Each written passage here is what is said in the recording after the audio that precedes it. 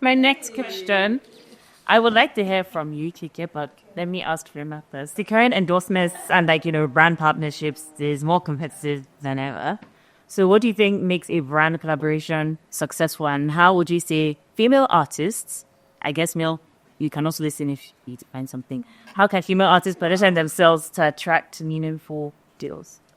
What's that song? My milkshake brings all the boys. Then work is there today. Success brings all the boys together. Is it that?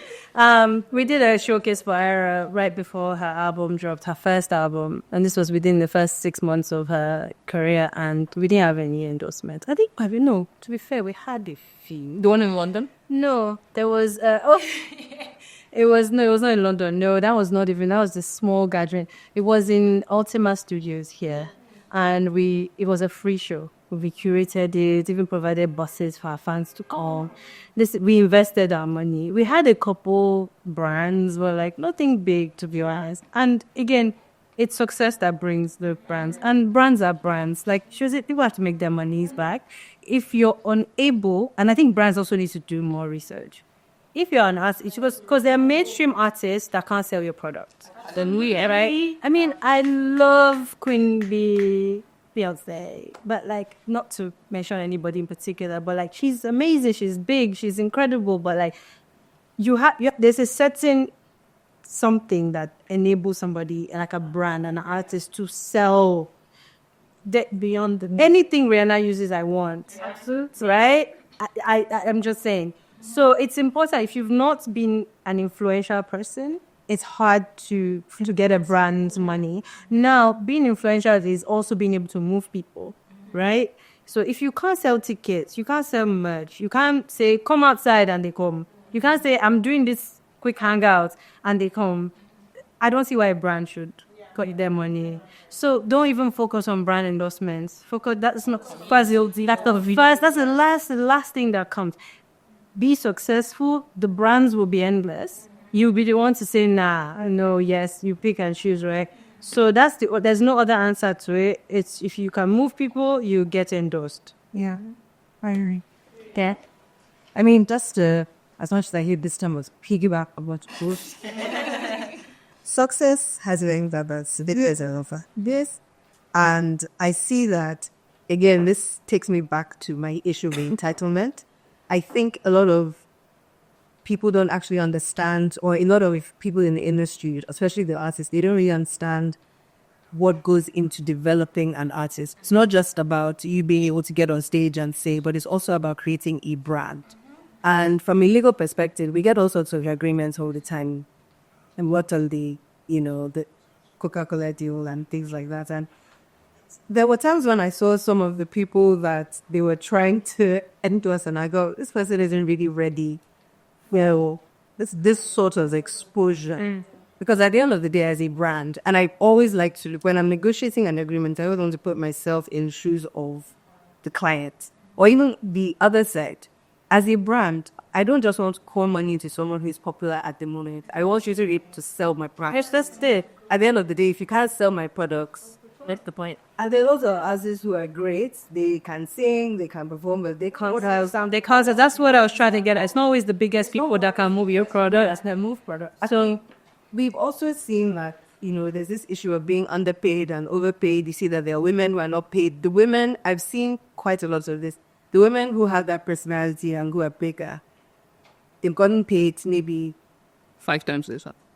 5 times is being generous. Yes. Because some of the brands are just thinking, even brands make serious errors sometimes, and but they just take their L. Yeah.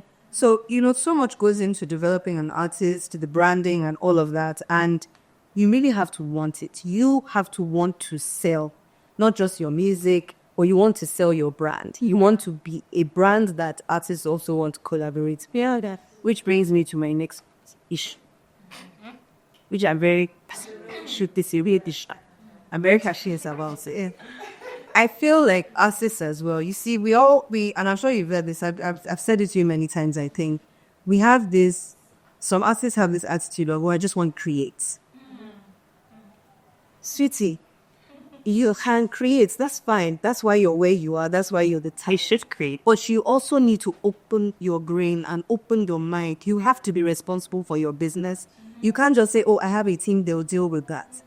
You have to see.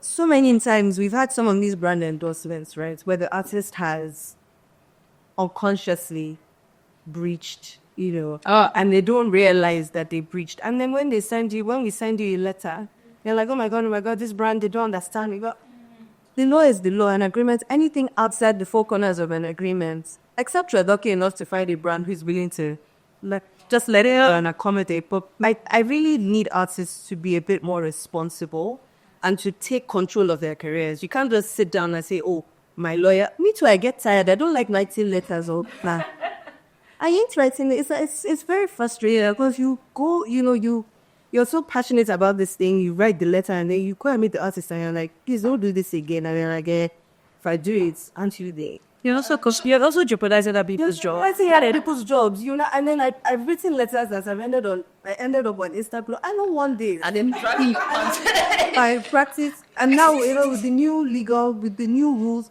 I have to write my name, I have to look with your stuff. You'll be calling my mom now to say this, so from a brand, I worked before I started like legal. I used to be a manager, right? And I had this client that was signed to a big telco. This thing, there were 3 women on it, and they had like a slew of men. And I just noticed that the brand manager, they were quite like doing something. Like, we'll get on stage, they'll put us last. They will try to be doing rubbish, right? These 3 women, amazing performances every time. So one day now, I went to go and ask the brand. I said, Alaye, what's going on? People who call for a commercial, call us. Also, they say, your artist is flashy. Flashy? I said, what do you mean flashy?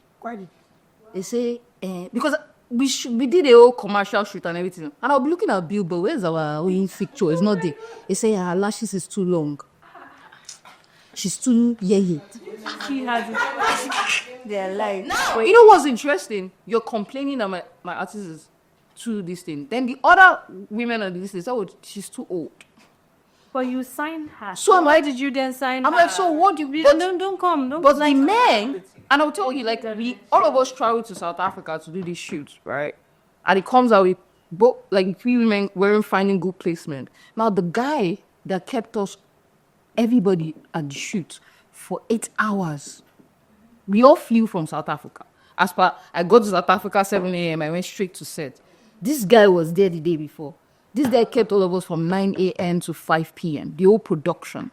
And he said he was dressing up. He came with singlet and shorts to set. And all the people were like, okay, let's go. I said, no. I told them, no, my client is done.